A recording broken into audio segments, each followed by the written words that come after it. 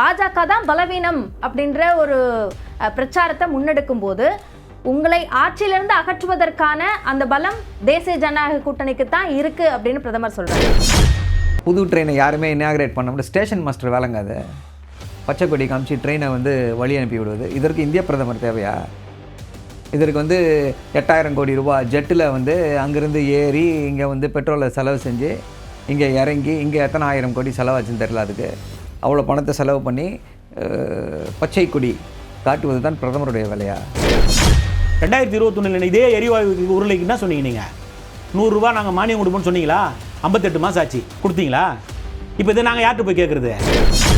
இந்த 5 ஆண்டுகளில் யாராவது ஒரு வழக்கில் இவர் ஆளுங்கட்சியை சார்ந்தவர், இவர் பணம் படைத்தவர், இவர் செல்வாக்கு மிக்கவர், அதனால இவர் இந்த வழக்கிலிருந்து தப்புவிக்கப்பட்டிருக்கிறார்னு சொல்லி இந்த 5 ஆண்டுகளை ஏதாவது ஒரு வழக்கை சுட்டி காட்டுங்கள். இங்கே ஒருத்தர் இருக்கிறாரு, செந்தில் பாலாஜின்னு ஒருத்தர். அவர் கெட்ட கேட்டுக்கு முதலமைச்சர் ஆகணும்னு ஆசைப்படுறாரு. சொன்னது யாரு? திரு ஸ்டாலின். தொடர்ந்து தோல்வியைத்தானே தமிழ்நாட்டு மக்கள் பாஜகவுக்கு பரிசாக கொடுத்துட்டு இருக்காங்க. அப்போ கூட அவங்களுக்கு தெரியலையே தமிழ்நாட்டு மக்களுக்கு பாஜக மேலே ஏன் இந்த வெறுப்பு அப்படின்றது அவங்களுக்கு புரியாமல் இருக்கே. இப்படி இருந்தால் தமிழ்நாட்டு மக்களை வஞ்சிக்கும் பாஜகவோட கூட்டணி வைப்பாங்களா? அறிவாலய பக்கம் யார் போனாலும் வாங்க கூட்டணி உங்களுக்கு ஒரு சீட்டுன்னு சொல்கிறார். அது போன்ற ஒரு மனநிலைக்கு இன்றைக்கு திரு ஸ்டாலினை தள்ளியிருப்பது பொதுமக்கள், வாக்காளர்கள் என்பதை நான் சொல்கிறேன். வணக்கம், இது வாரம் சட்டமன்ற தேர்தலுக்கான சிறப்பு விவாத நிகழ்ச்சி. தமிழ்நாடு வருகையின் போது பிரதமர் தன்னுடைய உரையில் தமிழ்நாட்டில் ஆட்சி மாற்றம் நிகழும் என்று பேசியிருக்கிறார். அதே போல திமுகவை ஆட்சியிலிருந்து அகற்றுவதற்கு தேசிய ஜனநாயக கூட்டணியால் தான் முடியும் என்றும் பேசியிருக்கிறார். பிரதமருடைய இந்த பேச்சு கூட்டணி மீதான நம்பிக்கையா அல்லது இப்படியான ஒரு எண்ணத்தை விதைப்பதற்கான வியூகமா என்ற கேள்விகள் எழுகின்றன. இதன் அடிப்படையில் தான் இன்றைய வாரம் விவாதம் அமையவிருக்கிறது. இதில் திமுகவிலிருந்து திரு சரவணனும் அதிமுகவிலிருந்து திரு பாபு முருகவேலும் நம்மோடு இணைந்திருக்கிறார்கள். இருவருக்கும் வணக்கம். முதலில் திரு சரவணன், பிரதமர் நிச்சயமா தமிழ்நாட்டில் ஆட்சி மாற்றம் நிகழும், அதற்கான முடிவை மக்கள் எடுத்துட்டாங்க அப்படின்னு சொல்றீங்க. பாஜக தான் பலவீனம் அப்படின்ற ஒரு பிரச்சாரத்தை முன்னெடுக்கும் போது உங்களை ஆட்சியிலிருந்து அகற்றுவதற்கான அந்த பலம் தேசிய ஜனநாயக கூட்டணிக்கு தான் இருக்கு அப்படின்னு பிரதமர் சொல்றார். உங்களுடைய பார்வை? இப்போ காலையில் நீங்கள் எப்படி பைக் ஓட்டிட்டு வந்தீங்களா இல்லை கேபில் வந்தீங்களா? கேபில் வந்திருப்பீங்க. வரும்போது பார்த்துருப்பீங்க ரோடு ஃபுல்லாக டிராஃபிக் ஜாம். எதனால் டிராஃபிக் ஜாம்னா எல்லாம் பெட்ரோல் போடுறதுக்கு இது பண்ணுறதுக்கு உண்டி எடுத்துக்கொண்டு டிராஃபிக் ஜாம் இது வரைக்கும் போகுது. எல்பிஜி சிலிண்டர் தட்டுப்பாடு, முக்கால்வாசி ரெஸ்டாரண்ட்டு மாற்று ஏற்பாடுகளை பண்ணியிருக்காங்க. மாற்று ஏற்பாடு பண்ண முடியாதவர்கள்லாம் சும்மா இருக்காங்க. மெனுக்கள் மாற்றப்பட்டிருக்கிறது. இது ஒரு பொருளாதாரத்திலே ஒரு பெரிய தாக்கத்தை ஏற்படுத்தக்கூடிய ஒரு விஷயம். இதை பற்றி கவலைப்படுங்க அப்படின்னா தெருவாக சென்று தேர்தல் பிரச்சாரம் செய்வது தானே பிரதமருக்கு அழகு? இப்படிப்பட்ட ஒரு சூழலில் இப்படியெல்லாம் இந்திய பிரதமர் நடந்து கொள்ளலாமா? வெட்கப்பட வேண்டாமா அவரு? இல்ல, அரசியல் கூட்டத்துக்கு முன்பு அரசு நிகழ்வு கூட நடந்ததே சார். அதே மாதிரி இதை பத்தி பயப்பட வேண்டாம், எந்த விதமான பீதியோ அடைய வேண்டாம் அப்படின்னு அரசியல் கூட்டத்திலேயே அவர் பேசியிருக்காரு. அந்த உத்தரவாதத்தை கொடுக்குறாரு தானே. அதாவது இதுக்கு முன்னாடி ஏதோ இந்தியா சுதந்திரம் அடைந்த பிறகு ட்ரெயினே ஓடலை, புது ட்ரெயினை யாருமே இனாகிரேட் பண்ண முடியாது. ஸ்டேஷன் மாஸ்டர் வேலைங்க அது. பச்சை கொடி காமிச்சு ட்ரெயினை வழி அனுப்பி விடுவது. இதற்கு இந்திய பிரதமர் தேவையா? இதற்கு 8,000 கோடி ரூபாய் ஜெட்டில் அங்கேருந்து ஏறி இங்கே பெட்ரோலை செலவு செஞ்சு இங்கே இறங்கி இங்கே எத்தனை 1000 கோடி செலவாச்சுன்னு தெரியல. அதுக்கு அவ்வளோ பணத்தை செலவு பண்ணி பச்சை கொடி காட்டுவது தான் பிரதமருடைய வேலையா? அவர் பீதி அடைய வேண்டாம்னு சொன்னாலே போதும், மக்கள் என்ன ஆவாங்கன்றது எல்லாருக்கும் தெரியும். இதுக்கு முன்னாடி பேசினார், டிமானிட்டைசேஷனில் இதே தான் பேசினார். 50 நாட்கள் கொடுங்கள், இல்லை என்றால் அப்படின்னு தீட்டு கொளுத்துங்கள்னாரு. அதே மாதிரி தான் கோவிடில் என்ன பண்ணார்? கோவிடு பிரச்சனைக்கு தீர்வு காணுங்கன்னா எல்லாம் தட்டை எடுத்து கரண்டியை வச்சு தட்டுங்க அப்படின்னாரு. தாலி பஜோ அப்படின்னாரு. இப்போ என்ன சொல்கிறாரு? பீதி அடைய வேண்டாம் அப்படின்றாரு. ஐயா, நீங்கள் சொல்ல வேண்டாம், நீங்கள் தயவு செஞ்சு எதுவும் பேசாதீங்க, எதுவும் சொல்லாதீங்க. மக்களுக்கு என்ன செய்கிறீங்கன்னு உங்களுடைய செயல்களின் மூலமாக காட்டுங்க.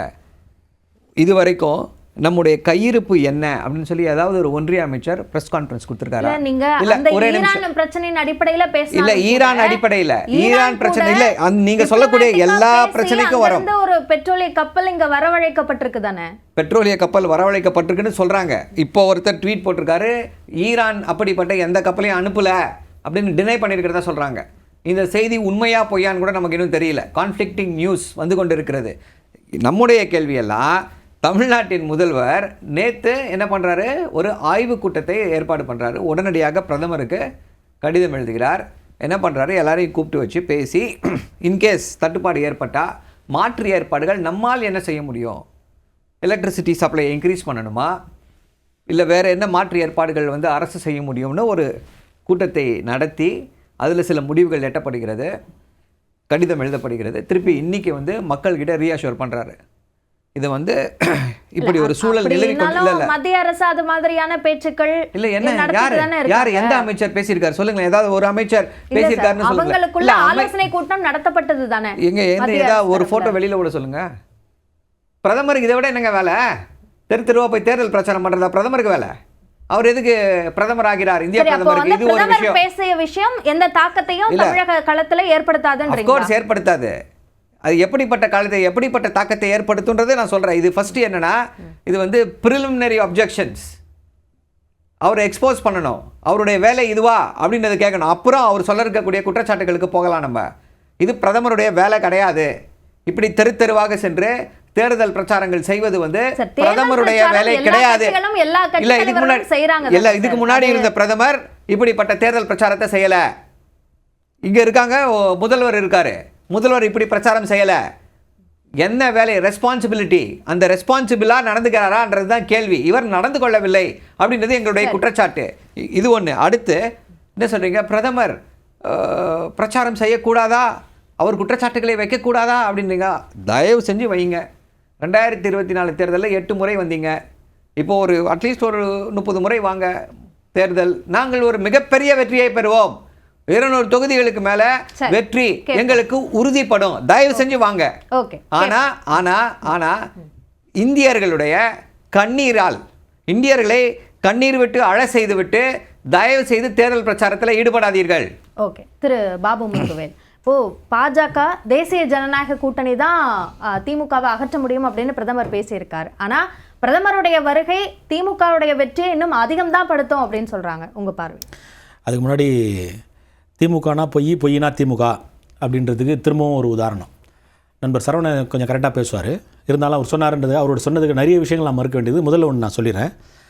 ஒரு ஷிப்பு ஹாமோஸ் ஸ்ட்ரெயிட்லேருந்து வந்துருச்சு. இன்றைக்கி ஒரு கொண்டு வந்திருக்கிறாங்க, பெட்ரோலியம் க்ரூட் ஆயில்ஸ் கொண்டு வந்திருக்கிறாங்க அப்படின்னு ஒரு செய்தி எல்லா தேசிய தொலைக்காட்சி ஊடகங்களிலும் நம்ம போகுது. ஆனால் அந்த மாதிரி எதுவும் வரலன்னு சொல்லி ஒரு ட்வீட் பண்ணதா இப்போ சொல்கிறாரு. இப்போ நான் எடுத்து காமிக்கிறேன். நான் கேட்குறேன், நான் கேட்ட கேள்வி ChatGPT, is a ship carrying petroleum products from Hormuz strait today அப்படின்னு நான் கேட்குறேன். அதுக்கு பதில் yes, a ship carrying petroleum crude oil has recently passed through a strait of Hormuz today. The tanker transported about 135,000 metric tons of crude oil from Saudi Arabia as Tanas terminal. It is considered one of the first India-bound oil shipment to cross the strait during the current Middle East conflict. இது எவ்வளோ பெரிய ஒரு சாதனை. எல்லாத்தையுமே பொய்யாவே சொல்லிக்கிட்டு இருந்தா இது எப்படி தான், இதை நம்ம எப்படி மக்கள் இதே இந்த மாதிரி ஒரு பொய் பிரச்சாரத்தை, ஆதாரங்கள் இருக்கிறது, ஒரு நிமிடத்தில் கையில் கிடைக்கக்கூடிய ஆதாரங்கள் இப்போது இருந்திருக்கிறது. அப்படி இருக்கிற போது பொய்யான தகவல்களை ஏன் ஃபஸ்ட்டு சொல்கிறாங்க? இது ஃபஸ்ட்டு நான் அவருக்கு